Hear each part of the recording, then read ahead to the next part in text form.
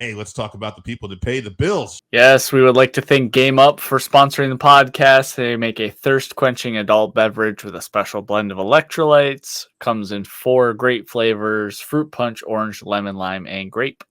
That's right. It's a low-carb drink with just 110 calories. So enjoy yourself some Game Up, enjoy the Combat Cast, and enjoy some fights.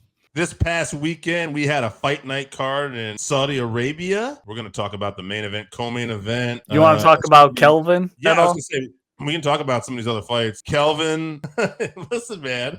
Listen, we're big fans of Kelvin here on the Working Fans podcast. And I'm a big fan personally, but at this point, just shameful that he can't make weight. He has a show called Missing Weight with Kelvin Gastelum, where like a month ago he ate 5,000 tacos or some shit. Just super disrespectful to your opponent to come in. You can't even make a catch weight. It has to be at a full weight class above where you sign the agreement, 15 pounds. You know, D-Rod didn't find out until Thursday, so he's already cut a bunch of weight. It's real bullshit. And, you know, he apologized afterwards to Dana and to Hunter. A lot of ass kissing in his win. Obviously, he won because if you miss weight, you fucking win 90% of the time, and even though it was a close fight. But didn't apologize to D-Rod in his post-fight, which is exactly who he should have been apologizing to. But not impressed with Kelvin. Has all the skills in the world. Most undisciplined fighter in UFC. Yeah, even Dana White said the same thing. He said he's very disappointed in him. And I think he said this is like 3 times in his career now that he's missed weight. And I think it's 3 times he's missed weight. And I think there were a couple other close calls. Not a good look. And like Dominic Cruz says, a lot of times, sometimes you miss weight. It's on purpose and you know what you're doing. Real dumb move to put out that missing weight with Kelvin Gastelum thing too. Like that's what's just going to piss people off. And you are not John Jones or Conor McGregor. You are more than rolling the dice with your career when you do shit like that and then you don't follow through. I definitely don't look at him the same. You know, less respect for Kelvin. Obviously, great fighter. You know, seems like a great guy, but lacks professionalism for sure. One other thing I want to talk about too, the pirate there, Char Bullet, yeah. Because we always talked about this. He got to win. He got to finish, look good. But one thing I want to talk about is Dana White was asked this question in the press conference. They said, do you think it would be difficult to get him a fight in the U.S.? And Dana flat out said, yep. He's got one eye. I know. Dana said, we'll keep fighting him over here. So this guy is only going to be fighting all time. But Bo Nichols said he'd love to fight him. Yeah, I bet he fucking would. The guy's got no takedown defense. Like, yeah. I'm sure he would like to fight him up. Maybe down the line, who knows? Bo Nichols got a fight line up against Rodolfo Vieira. He should worry about that fight because that's a tough fight. But yeah, after that fight, he should be skipping Charbel and looking at up near the top, maybe the Sean Stricklands and Robert Whittakers of the world. But I did hear that his opponent, though, who was originally supposed to be Ikram Aliskerov's opponent, Anthony Tricoli or something like that. I can't remember his name. Yep. So he stepped in on late notice, obviously. He made weight, by the way. He flew from, you know, the United States to Saudi Arabia in like 2 days and made weight. Shout out to him. I heard that he was paid his win bonus and his show bonus, even though, you know, he did not win. Just because, you know, he did the UFC a favor, obviously. Yeah, no, good for him. And one other thing before we get to the co-main event, Volkan Oezdemir knocking out Johnny Walker. We liked Walker. Flatlined him, yeah. Walker, we thought he'd be patient. I just want to say Volkan Oezdemir, to me, just looked really sharp in this fight. And, you know, light heavyweight, I mean, it's one of those divisions. You get a couple wins, I think you could be in contention before you know it. So, honestly, maybe he's not the best matchup for Pereira, but, you know, for him, going up against Pereira, I should say. But I don't know. It's just he had a really good win. He really impressed me with his performance. Yeah, he looked great. I hate to like shit on any of the fighters, but I think Johnny Walker at this point, his chin just can't hold it.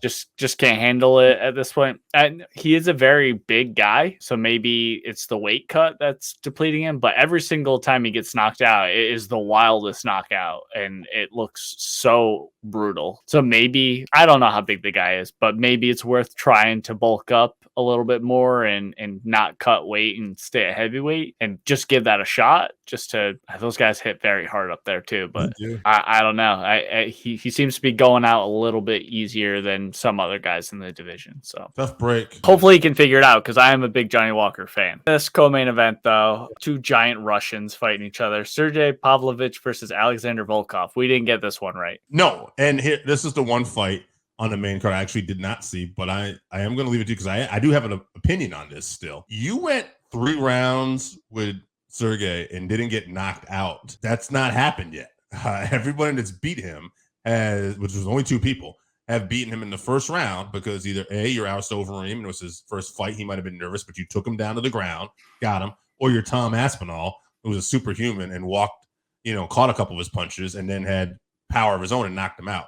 Just the fact that you could survive for 3 rounds throwing hands, because I'm assuming Volkov wasn't throwing a ton of takedowns. That's pretty impressive, but I don't know. Again, I don't know if it was an exciting fight, but to me, I think Dana even said he put himself in a good spot here too. So what did you think? Yeah, this fight was exactly like Volkov's fight against Derek Lewis, and the commentary team pointed that out, except he stayed concentrated the whole time and didn't get knocked out with like 4 seconds left. These two had trained together, so there was some contention about who accepted the fight first and whether they should have. I know Sergei was not happy at the end of the fight. He like pushed Volkov away when he was trying to give him a handshake or something, but Volkov just jabbed his face off for 3 rounds. I mean, he, stuck him a couple times with a jab and then circled off over and over again. That's all he did. Sergei couldn't really land on him. Volkov did engage in a couple seconds of getting in the phone booth with him, but was quick to be told by his team to sort it out and get on his bike again. So he looks great. I think he has a bunch of wins in a row. Heavyweight's not super deep. I wouldn't be opposed to Volkov getting up there to maybe one more in a title shot. Someone, I think Bisping, I heard mention Cyril Gane would be an interesting fight for him next, maybe. Yeah, that'd be great. If Cyril Gane's done filming his dumb fucking movie, then wants to get back in the cage, let's see it. Let's get to this main event, brother. All right. Bobby Knuckles, Robert Whittaker versus Ikram Aliskerov. Okay, so you called this. I almost didn't call this because I forgot who Ikram was and thought it was someone else. And you had texted me right away because we had someone in the chat last week said Chinny. And he said, "Who's Chinny?" I just want to point out there's no chance for him to be Chinny. He just went in and he put on a display here. Robert Whittaker, that is. Robert Whittaker came out and quite frankly was way too much for Aliskerov at this point in his career. Hopefully the kid will learn. He'll bounce back. And like you said, I would have been very interested on how the Chimaev fight would have went too, because Whittaker's in a different class. And Chimaev, although I don't want to take anything away from him, he has beaten some solid competitors. When you look at some of the top... Not at 185, though. He beat solid 170. Top competitors he's beaten at welterweight. They were close fights, and I believe there were cases where he missed weight in some of those too, and he started to fade a little bit towards the end of this fight. Yeah, I would be very interested to see how he would fare against a top-notch middleweight like Robert Whittaker. I feel more confident now that Robert Whittaker would still be that guy. Yeah, unfortunately, I'm terrible at remembering things when I look at them online, but somebody had a great breakdown of the fight, and they were showing every time Robert would feint, he was reading the reactions from Aliskerov, and that's exactly how he landed that shot to wobble him, put him on ice skates. And then he did his patented 1-2 and throw the kick combo. That's like perfect for Robert Whittaker. When he missed that head kick, he set him up for that gorgeous uppercut and slumped him. So shout out to Robert Whittaker. You could tell in his walkout that he was there to win. Like he looked very focused. So I'm sure Aliskerov will be back. Like I said last week, I think that he is a very skilled fighter. I think just too much too soon at this point. I think big learning experience for him, different level is all. I just wanted to ask you, where do you go with Whittaker next year? Sean Strickland, I think. Have him fight Strickland, and then the winner gets a shot at Izzy or Dricus, whoever wins that one. Whittaker has actually said he wants to be the backup for the weight cut with the world title. Yeah, I think Dana was in for that. Why don't we just make Strickland and Whittaker the co-main event for that if we can? That'd be the answer right there, actually. Yeah, I don't know how beat up Strickland is from that the Paulo Costa fight. I don't think he took too much damage, so maybe those leg kicks. Who knows? I bet if they threw enough money at him, he'd be down. I bet he would. And one other thing too before we get on here too. I'm slowing down this segment. I'm sorry, but What you said about Whittaker too, reading those feints and stuff like that, almost kind of reminds me of in the boxing world what Anthony Joshua did to Francis Ngannou. Right, just levels above. Yeah, good for Robert Whittaker. But hey, we had a fun fight night card and enjoy some Game Up. If you haven't tried Game Up, then you are missing out. Imagine your favorite seltzer and your favorite sports drink had a baby, but it's way better than that. Each can is 110 calories, low carb, 4.9 ABV. It's a nice light drink that is not light on flavor. Game Up comes in fruit punch, orange, lemon, lime, and grape.